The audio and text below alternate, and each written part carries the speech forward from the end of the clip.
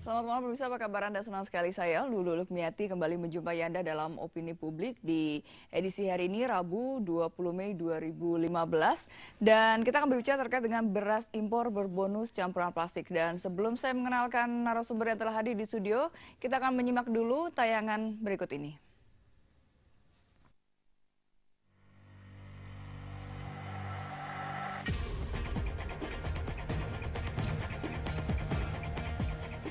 Awal pekan ini masyarakat kembali dibuat resah dengan kabar beredarnya beras impor sintesis yang diduga mengandung biji plastik. Hal ini berawal dari temuan seorang pedagang nasi uduk di Bekasi yang merasakan keanehan saat memasak beras untuk dagangan nasi uduk dan bubur ayamnya. Pihak kepolisian setempat dengan sigap menindaklanjuti temuan tersebut dengan mengamankan toko penjual beras beserta pemilik dan sisa beras sebanyak 90 kg untuk diselidiki lebih lanjut. Kabar tersebut menimbulkan pertanyaan tentang komitmen pemerintah dalam mengawasi serta menjamin produksi dan peredaran beras yang aman lagi murah bagi masyarakat. Kebijakan impor beras tanpa pengawasan yang intensif mengundang kerawanan terhadap makanan oplosan dari bahan-bahan yang membahayakan kesehatan masyarakat, seperti kasus beras yang mengandung biji plastik. Beras merupakan komoditi strategis sebagai bahan pangan bagi masyarakat Indonesia, sehingga kegiatan produksi, penyediaan, dan distribusi beras menjadi sangat penting dilakukan oleh pemerintah. Pemerintah Jokowi melalui Kementerian Pertanian mengakui pentingnya ketahanan pangan untuk Indonesia khususnya bagi para petani. Lemahnya ketahanan pangan akan menjadi ancaman bagi kedaulatan negara. Untuk melindungi petani, pemerintah Jokowi menyepakati untuk tidak membuka keran impor beras. Untuk memperkuat ketahanan pangan, pemerintah juga harus memperkuat petani dengan memberikan pupuk murah bagi petani dan membeli gabah dari petani dengan harga yang sesuai. Sehingga selain dapat mengendalikan dan melakukan pengawasan secara ketat terhadap impor beras, pemerintah juga dapat memperkuat daya beli petani. Kasus beras biji plastik tak lepas dari lemahnya pengawasan pemerintah terhadap kebijakan impor dan penguatan serta dan dukungan terhadap produktivitas pertanian. Kalau pemerintah sudah mendukung petani dan tegas dalam pengawasan impor beras, kasus beras biji plastik mungkin bisa diantisipasi.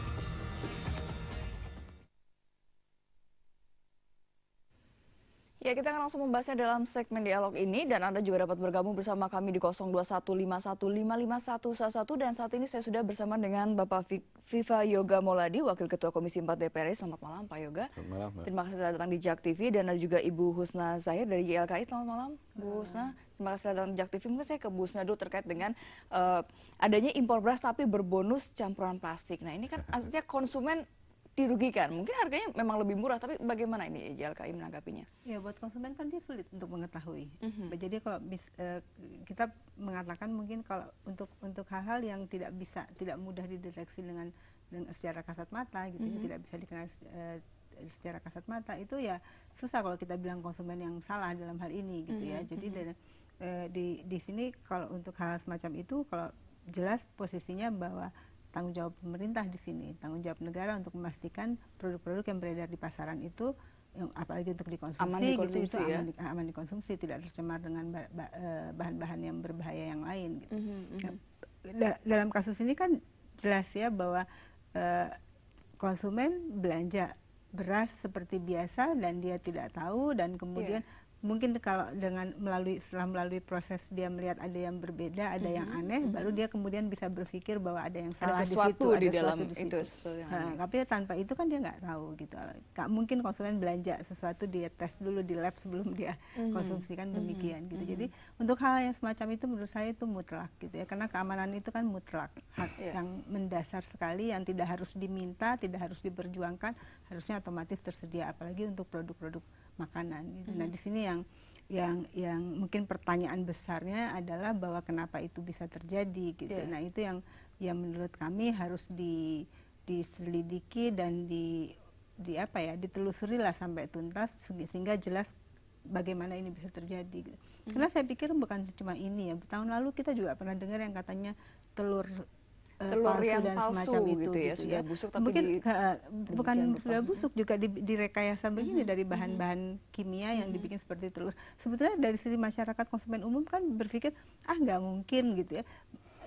Memproduksi telur palsu itu jauh lebih sulit bayangannya gitu ya. Jadi bagaimana mungkin kita bisa mendapatkan harga yang murah, tapi kita nggak tahu namanya teknologi, cara bisa apa saja. Nah, harapan kita sih begitu ada isu ini, walaupun isu itu mungkin katakanlah belum terjadi di Indonesia, tapi sudah terjadi di negara tetangga, pemerintah juga bisa mengantisipasi itu, harusnya melakukan antisipasi itu. Walaupun memang sudah kabarnya berada di Indonesia, karena kan kemarin kasusnya di Warteg itu yang menemukan keanehan tersebut. Gitu. Jadi apa namanya, yang harapan kita kan tentunya harusnya bagaimana mencegah itu terjadi gitu. Nah, kemudian setelah ini terjadi apa yang dilakukan? Nah, apa yang dilakukan dan jangan sampai hanya berhenti sampai di situ gitu ya. Oke lah, ditelusuri, dicari sumbernya. Yang penting sampai hulu nih. Nggak bisa cuma pedagangnya aja yang dipegang. Pedagang dapat dari mana? Kalau dia import, kenapa itu bisa masuk ke daratan Indonesia? Itu yang paling penting menurut saya. Jadi jangan berhenti, maksud saya menjadi korban atau menjadi tertuduhnya itu nggak bisa hanya di rantainya saja, di masyarakat atau di pedagang atau di mana, tapi yang pasti juga harus dilihat bagaimana kalau itu memang barang import, bagaimana itu bisa masuk ke Indonesia sehingga kemudian beredar di pasar gitu. Apakah dia kemudian masuk secara legal atau tidak? Kalau kemudian kalau dia memang masuknya dari pintu masuk yang mana, apakah punya dokumen yang lengkap atau tidak gitu, itu yang menurut saya harus juga jelas gitu. Pemerintah juga nggak bisa berhenti bahwa kami tidak memberikan izin import gitu misalnya. Nah, itu mungkin ya satu hal, tapi ya tadi. Tapi kebutuhan ini mendesak, dan kalau kita lihat memang mungkin penyediaan untuk beras nasional memang tidak mencukupi untuk kebutuhan pangan beras masyarakat. Nah, itu kemudian data-data itu saya pikir nggak tahu, Pak DPR yang tahu, dan kemudian pemerintah yang tahu seberapa kemudian cukup atau tidaknya gitu ya. Jadi keputusan yang dilakukan tentunya harus mempertimbangkan itu. Kita bicara bahan pokok itu ya kan soal ketersediaan itu penting, akses masyarakat juga kemudian keterjangkauan, tapi tidak boleh diabaikan tentu saja keamanan gitu. Itu harus dipastikan. Jadi persoalan impor atau tidak impor itu ya pemerintah punya pertimbangan sendiri, tapi yang pasti apapun, mau import mau dalam negeri, tapi kepastian jaminan keamanan pangan itu harus.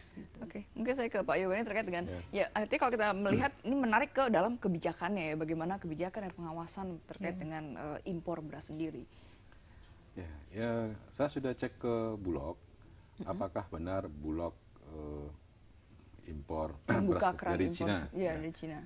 Ternyata pernah Bulog membuka impor dari Cina, tapi dari tahun 2001 sampai 2004. Setelah itu sampai sekarang tidak pernah.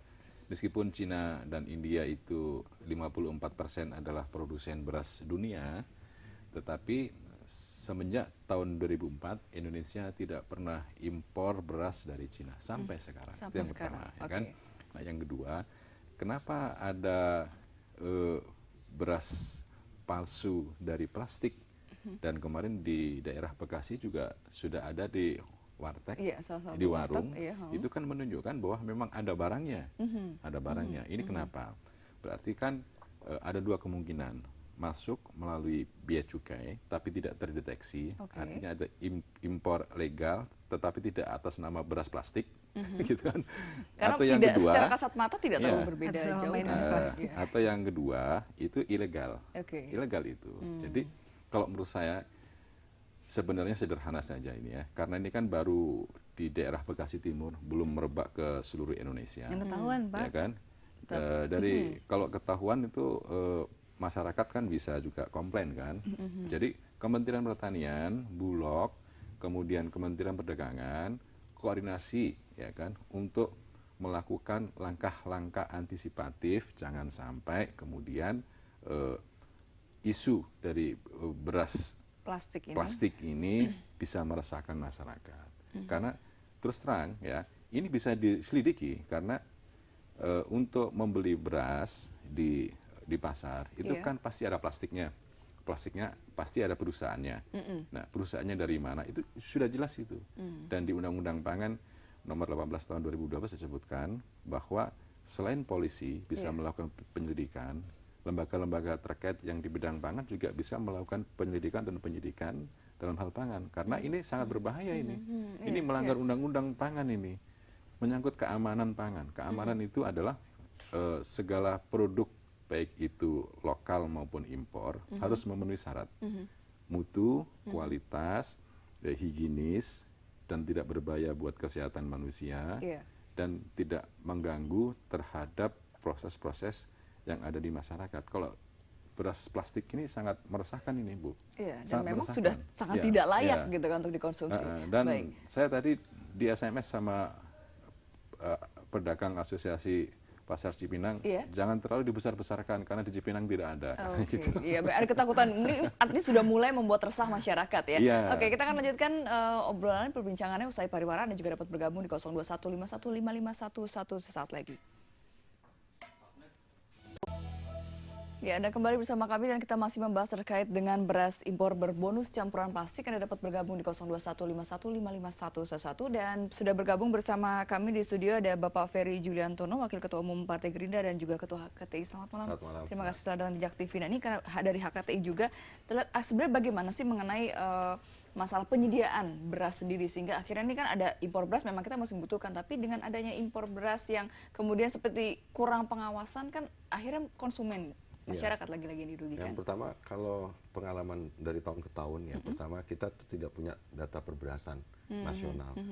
Informasi mengenai perberasan itu hanya muncul dari pertemuan dari seluruh kepala dinas pertanian, bahwa kita sekarang stoknya segini, dan itu angka-angka yang menurut saya terlalu tinggi, karena tidak pernah ada kepala dinas yang bilang di daerahnya sekarang defisit, selalu semuanya bilang surplus. Dan kemudian yang persoalan lain adalah bahwa data produksi itu domainnya ada di Kementerian Pertanian, tetapi kebijakan pengadaan impor itu domainnya ada di Departemen Perdagangan. Sehingga apa yang tadi dikhawatirkan oleh kita semua tadi, bahwa ini ada ruang kosong, celah yang dimungkinkan bisa dimasuki oleh pelaku-pelaku, menurut saya yang kemarin-kemarin pelaku-pelaku ini adalah substruktur atau struktur yang tidak formal di dalam peredaran beras di dalam negeri, tetapi sekarang mereka ini sekarang menjadi struktur yang jauh lebih dominan dibandingkan struktur formal yang dimiliki oleh pemerintah. Dalam hal ini Bulog. Bulog itu sekarang hanya menguasai pasar mungkin hanya sekitar 3%-an. 2006 itu menguasai pasar 6%.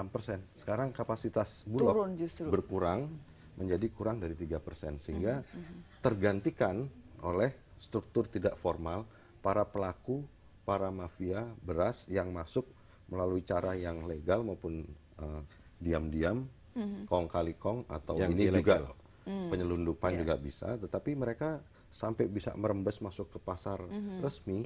Menurut saya mereka punya relasi kuat dengan kekuasaan, baik yang ada di suprastruktur maupun yang ada di lingkungan bea cukai, di lingkungan perdagangan dan lain sebagainya. Nah, ini fenomena yang terjadi juga di mana-mana, termasuk juga di nelayan segala macam. Struktur yang tidak formal, pelaku yang tidak formal ini sekarang dominan, mengalahkan struktur yang formal yang dikuasai oleh pemerintah. Nah, menurut saya ini kejadian beras plastik ini pertama kali dalam sejarah perberasan kita. Kalau saya lihat sih memang ini harus ditanggapi secara serius oleh pemerintah, dan kalau ada Mas Viva di DPR, saya harapkan ini harus diusut tuntas pelakunya siapa. Pemerintah juga kalau perlu dipanggil Menteri Perdagangan dan Menteri Pertaniannya untuk dimintai pertanggungjawabannya bagaimana untuk mencari celah tadi ya, siapa celah karena yang kan dimasuki. Ini rakyat sudah susah, mungkin untuk beli beras sekarang stok beras kita ini sekarang udah pas banget. Padahal ini sangat miris, kita sebagai negara agraris ya, dan seharusnya kan kita bisa menjadi. Menurut saya produksi kita kurang dibandingkan tingkat konsumsinya, tetapi harusnya itu disajikan dalam data yang baik, jelas, terang benderang. Transparan dan impor datanya. Sebuah negara, Indonesia misalkan mau impor, itu hanya boleh dilakukan setelah ada upaya mobilisasi pengadaan gabah dan beras di dalam negeri. Bulog, kita dengar sekarang tidak ada upaya untuk mengintensifkan upaya-upaya memobilisasi pengadaan gabah beras di dalam negeri. Kok tiba-tiba mau membuka keran impor. Import pun juga mekanisme yang belum tentu bisa cepat. Karena beberapa negara mereka tidak menganggap Indonesia sebagai negara prioritas untuk ekspor mereka. Contoh Vietnam, Cina, dan lain sebagainya gitu. Ini dalam waktu beberapa hari kita akan mengundang Kementerian Pertanian, Perdagangan dan Bulog untuk masalah beras plastik ini. Jadi harus direspon secara cepat karena beras plastik itu di Cina juga sudah berkembang, di Singapura, di Malaysia juga berkembang. Jadi memang harganya lebih murah dengan pembuatan teknologi yang sangat modern gitu ya. Nah, kalau ini sudah berkembang di masyarakat, artinya harus ada dong fungsi negara dalam proses pengawasan. Di samping juga ada ormas-ormas seperti YLKI dan kekuatan sebagai kekuatan civil society dan partisipasi dari masyarakat untuk itu. Nah, memang kalau dilihat bahwa beras itu adalah merupakan bahan pangan pokok, ya kan? Kemarin terjadi perdebatan di saat Bulog sedang melakukan perjuangan untuk penyerapan, ya kan? Kemudian dari sisi pemerintah ternyata melakukan testing the water akan melakukan impor gitu. Jadi itu kan menurut saya kurang baik lah. Jadi biarkan dulu setelah panen ini kan terjadi penyerapan gabah dan beras, apalagi harga pembelian pemerintah kan naik dari 6.800 ke 7.300 sekarang. Nah, dan yang kedua tidak boleh saling menuding menyalahkan antar lembaga negara ini. Itu kalau dari Kementerian Pertanian kan fungsinya untuk produksi, ya kan? Kementerian Perdagangan untuk distribusi. Bulog untuk penyerapan. Ya semuanya itu saling berkaitan. Harus kompak gitu ya. Kalau kemudian menyalahkan, apa kemudian menjadi Superman? Terus kemudian rakyat menjadi senang? Tidak. Mereka bekerja itu atas nama pemerintah, atas yang bertindak sebagai negara. Gitu. Ini apalagi kan menjelang bulan puasa, ya kan, bulan Ramadan, Lebaran, ini pasti akan sangat tinggi nih harga-harga bahan pokok ini bisa melejit dan segala macam. Nah, kebutuhan berasnya juga sangat penting sekali. Mungkin dari Bu Husna bisa memberikan tanggapan terkait dengan apa yang disampaikan oleh. Iya, sebetulnya itu kan kembali lagi persoalan koordinasi. Tadi saya katakan bahwa persoalan import ilegal dan yang lain-lain itu udah nggak cuma justru mungkin harusnya beras lebih terkendali, tapi dari produk-produk makanan yang lain kan juga sangat banyak dan selalu tidak pernah jelas siapa yang soalnya di mana gitu, permasalahannya di mana gitu. Kalau menurut saya sih sebenarnya balik lagi itu soal koordinasi tadi seperti disampaikan. Ada banyak titik di situ yang berperan, atau kemudian juga kalau kita bicara dengan import gitu kan di situ juga ada bea cukai di situ juga, ada karantina juga di situ gitu. Nah, bagaimana setiap apa yang mesti masuk kan jelas persyaratannya apa, dokumennya apa gitu. Kalau bisa lolos itu kenapa gitu. Jadi tapi kalau mau dikatakan tidak boleh saling menyalahkan, tapi yang pasti menurut saya sih koordinasi deh. Koordinasi itu kalau di antara pemerintah kayaknya ya lemah memang. Kayaknya itu menjadi satu hal yang nggak mudah dilakukan. Beberapa tahun yang lalu kita juga soal produk makanan klasik begitu ya. Soal produk makanan import ilegal juga demikian, pada saat didudukan bersama gitu dalam diskusi, oh iya ya maksudnya memang ada bolong di sini, ada bolong di sana, tapi kemudian bagaimana upaya menyelesaikannya itu yang tidak jelas gitu. Balik lagi tadi persoalan mungkin kalau dilarikan ke soal kebijakan yang lain-lain, soal data lagi-lagi.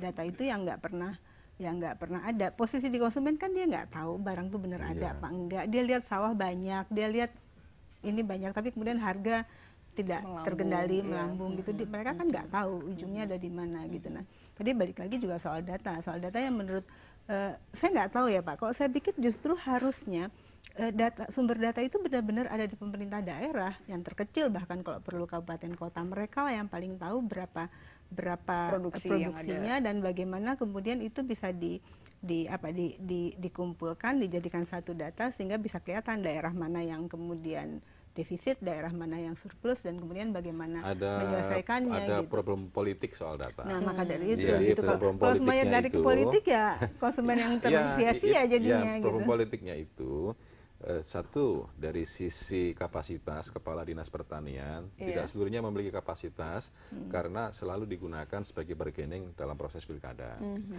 Yang kedua, ini soal gengsi tadi, ya Mas Ferry ya, soal gengsi itu sebagian besar kepala daerah tidak menginginkan memberikan data yang negatif, penurunan produksi yang turun gitu ya.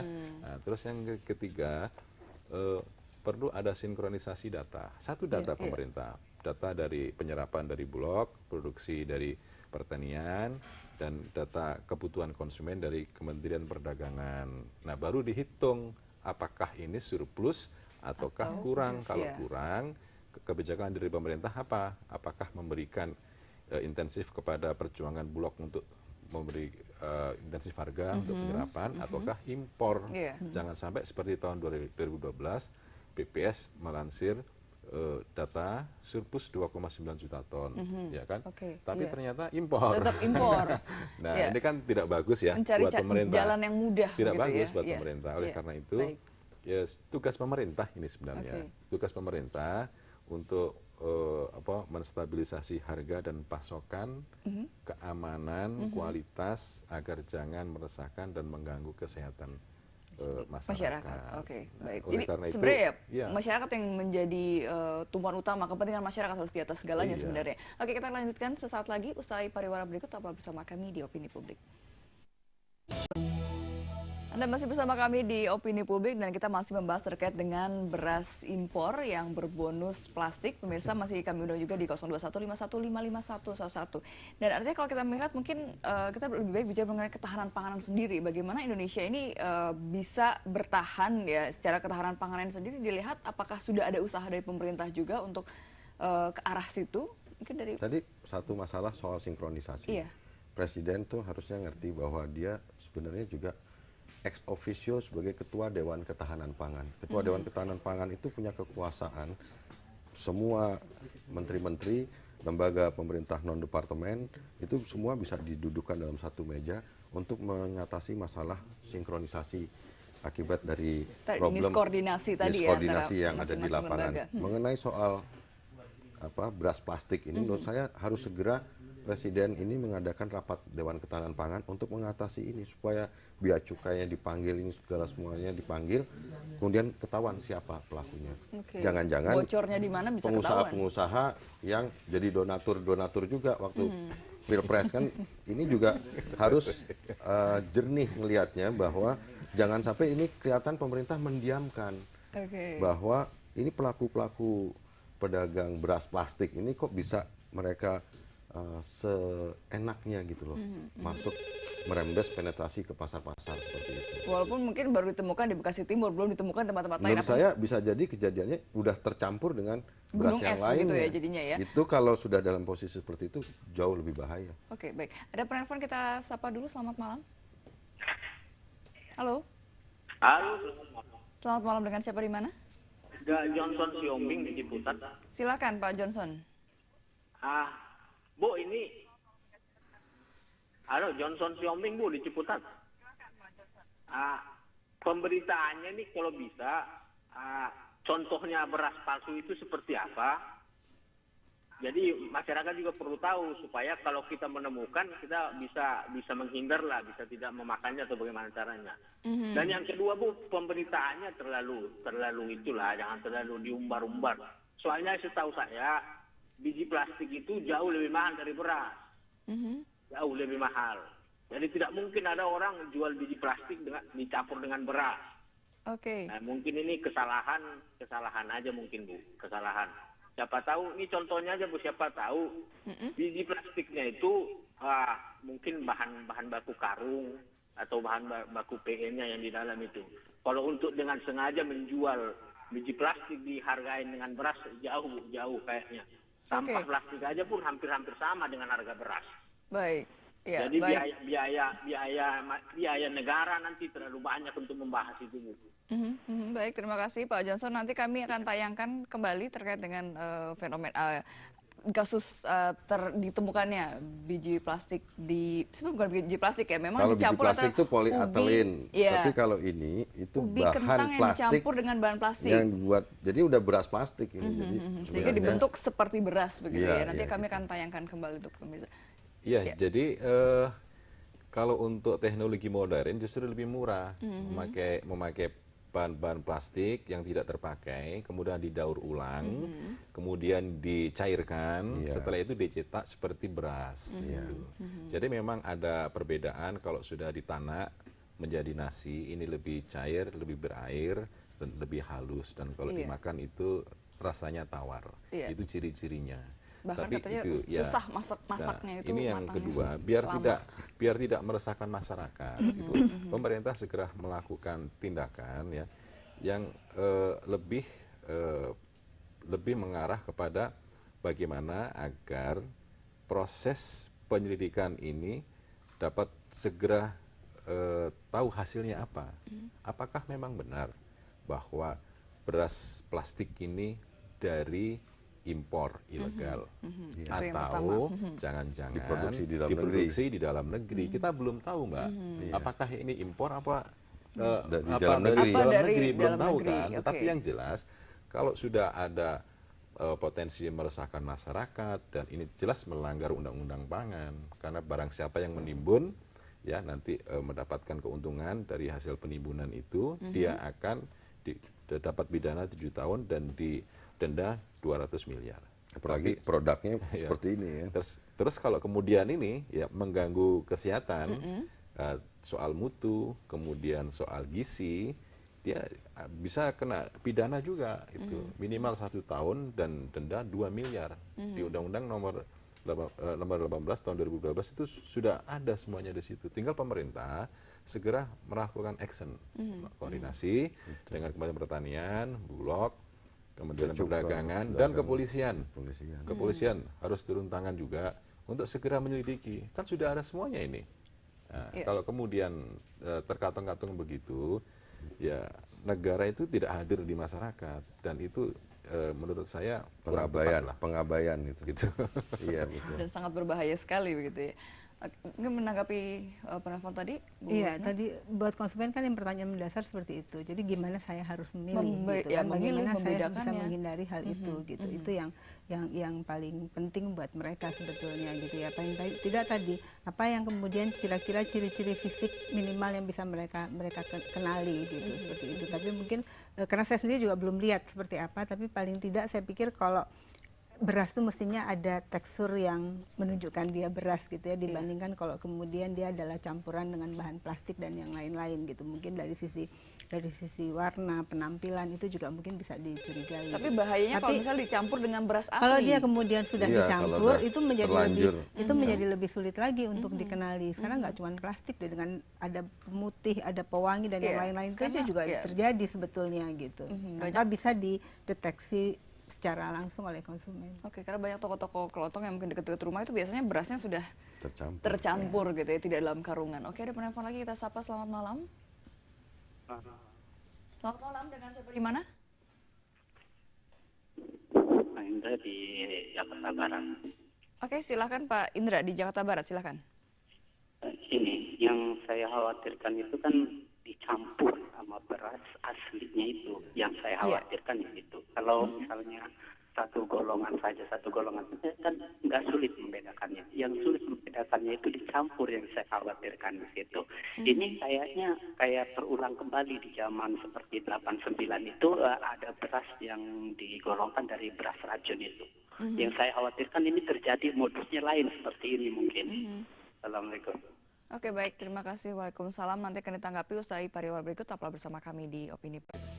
Ya, Anda kembali bersama kami dan kita lanjutkan dialognya terkait dengan beras impor yang diduga mengandung plastik. Nah, mungkin Pak Ferry bisa menanggapi tadi penelpon yang juga khawatir ya, ketakutannya adalah ini dicampur dengan beras asli dan segala macamnya. Ini kan memang menjadi sebuah keresahan di masyarakat dan takutnya ini bisa diambil ke politik, ini lebih bahaya lagi karena kan ya bicara beras bahan pokok bagi masyarakat Indonesia yang sebagian besar ya, karena dan itu berbahaya juga kan pasti. Oleh karena itu saya setuju segera untuk diusut dan presiden harus ambil alih masalah ini segera gitu.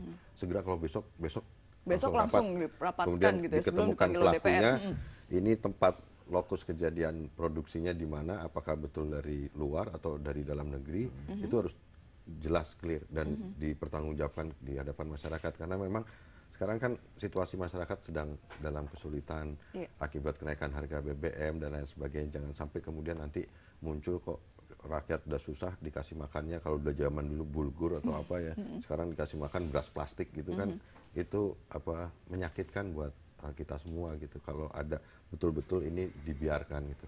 Nah, proses pembiaran ini tidak boleh dilakukan oleh pemerintah di sebuah negara yang dikenal sebagai negara agraris ini.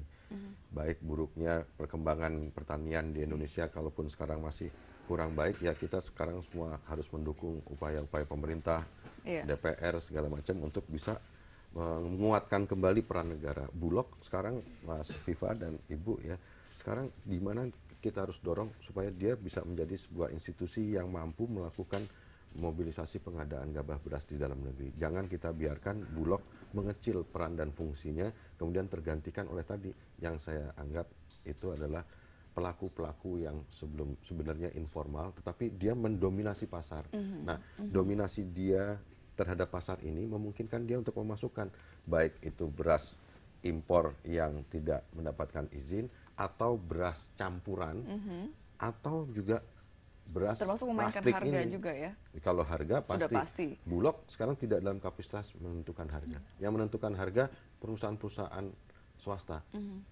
Itu di Indonesia ini berbeda dengan negara-negara lain. Di Indonesia itu ada yang namanya ijon, ada tengkulak segala macam, ada pelaku-pelaku swasta.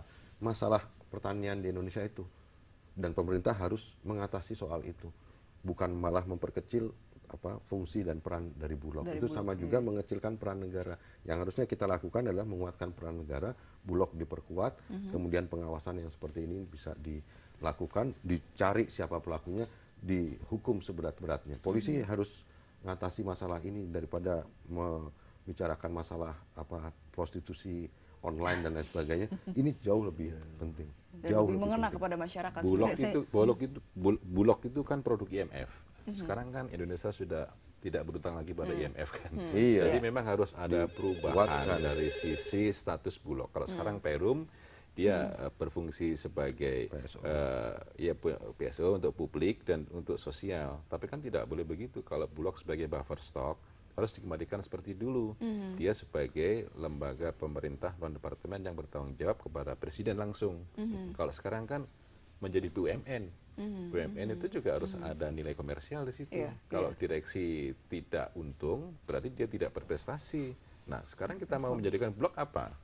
Apakah sebagai buffer stock, sebagai lembaga negara untuk stabilisasi harga dan pasokan, apakah hanya khusus beras saja, atau ditambah komoditas lain, gula, kemudian jagung, kedelai, dan apa lagi. Jadi harus jelas di Undang-Undang Pangan disebutkan pemerintah wajib membuat lembaga khusus yang menangani bidang pangan dan langsung bertanggung jawab kepada presiden gitu.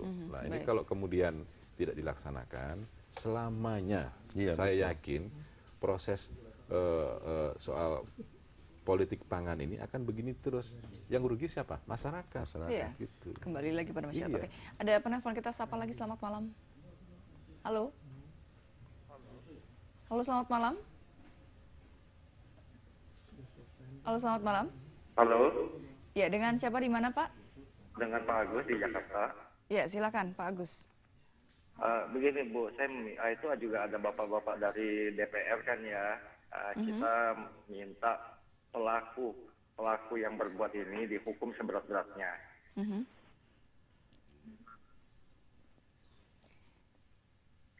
Iya Pak Agus, ada lagi yang mau disampaikan? Karena ini sama aja kayak narkoba, membunuh orang juga ini.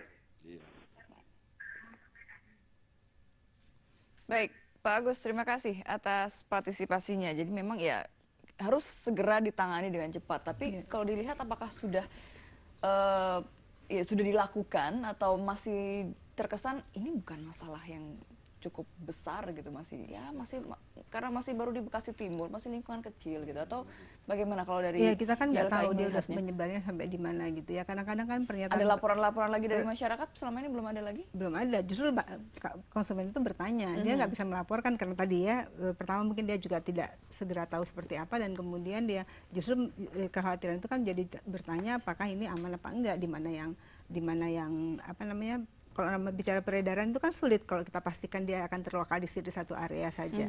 Apalagi kita bicara produk beras, pasti dia udah menyebar kemana-mana, itu yang ada.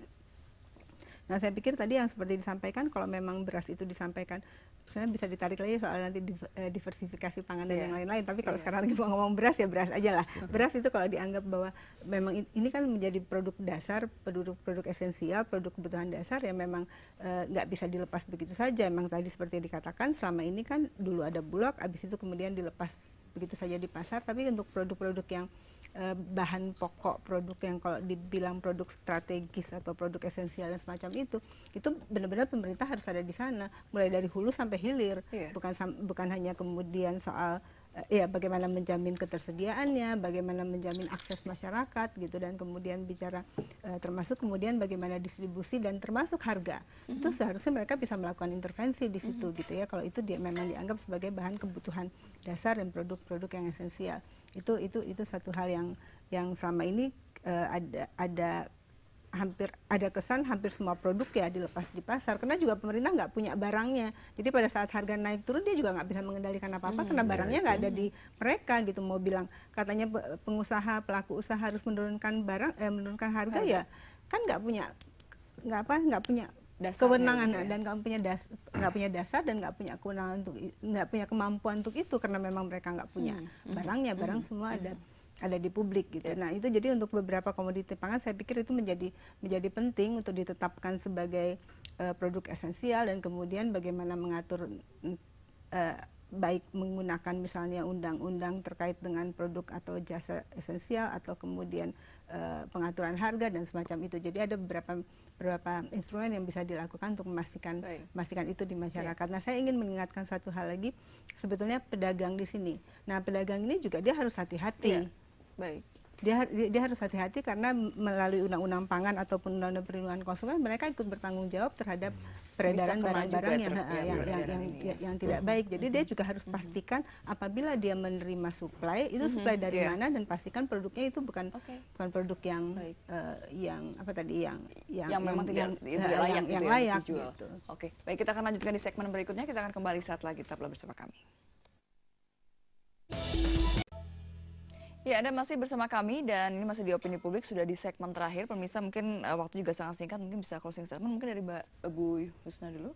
Iya, balik lagi bahwa pasti ada kemudian kementerian lembaga yang bertanggung jawab untuk hal ini gitu. Nah, ini yang kita harapkan kita harapkan segera melakukan